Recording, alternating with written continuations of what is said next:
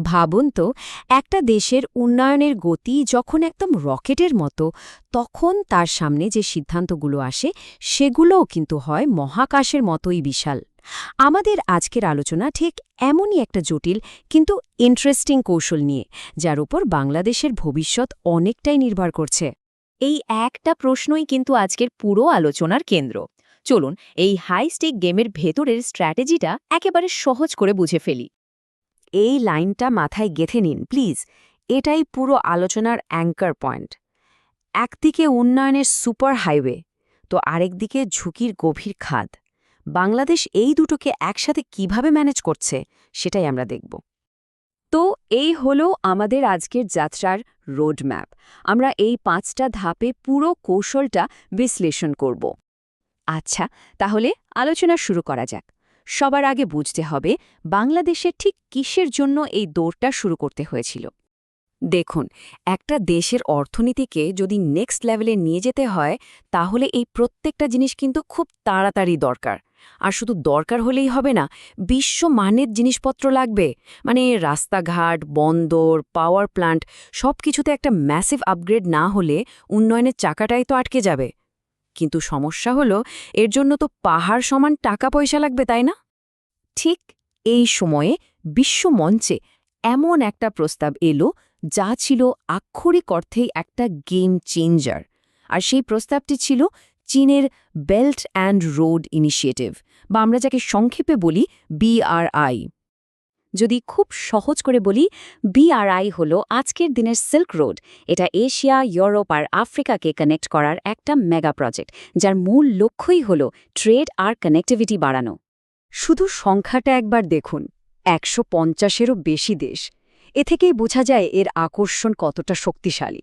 মানে যখন এতগুলো দেশ একটা প্রজেক্টে যুক্ত হয়, তখন তো বুঝতেই হবে যে এর প্রভাবটা কিন্তু গ্লোবাল। এখানেই গল্পের আসল টুইস্টটা।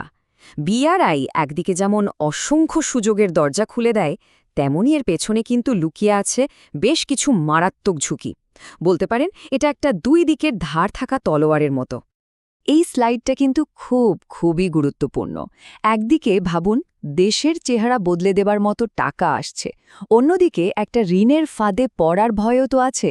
একদিকে যেমন ফাস্ট ডেভেলপমেন্টের সুযোগ, আবার অন্যদিকে শুধু একটা দেশের ওপর পুরোপুরি নির্ভরশীল হয়ে পড়ার ঝুঁকি।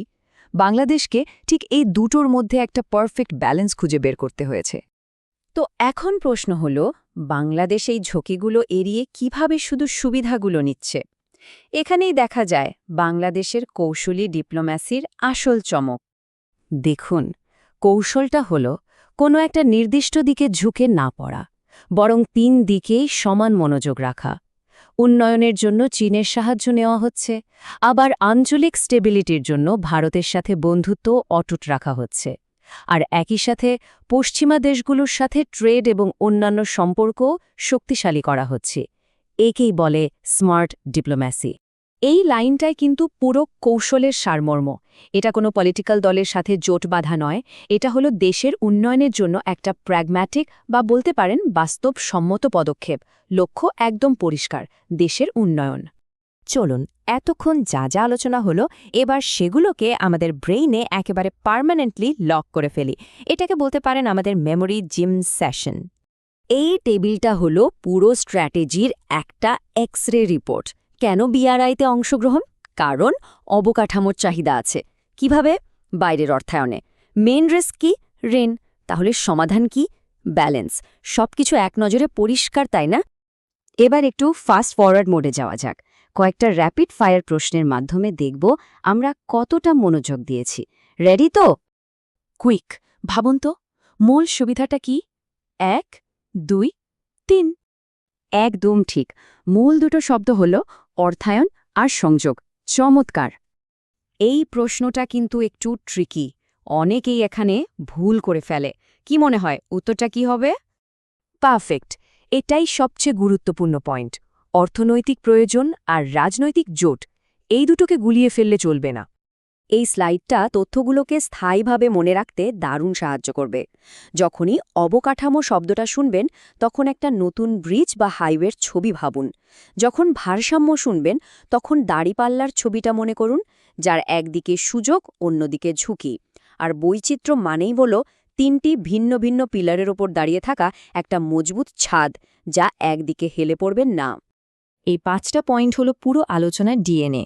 বাংলাদেশের বিআরআই কৌশল কিন্তু এই 5টা নীতির ওপর ভিত্তি করেই দাঁড়িয়ে আছে। এগুলো মনে রাখলে পুরো বিষয়টা আর কখনো ভুল হবে না।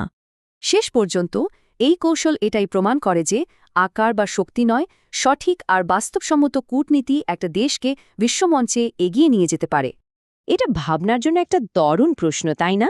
এই মডেলটা ব্যবহার করে আমরা কিন্তু এখনকার বিশ্বের আরও অনেক জটিল পরিস্থিতি বিশ্লেষণ করতে পারি। ভাবুন তো, আর কোন কোন দেশ বা সংস্থা এমন ব্যালেন্সিং অ্যাক্ট করছে?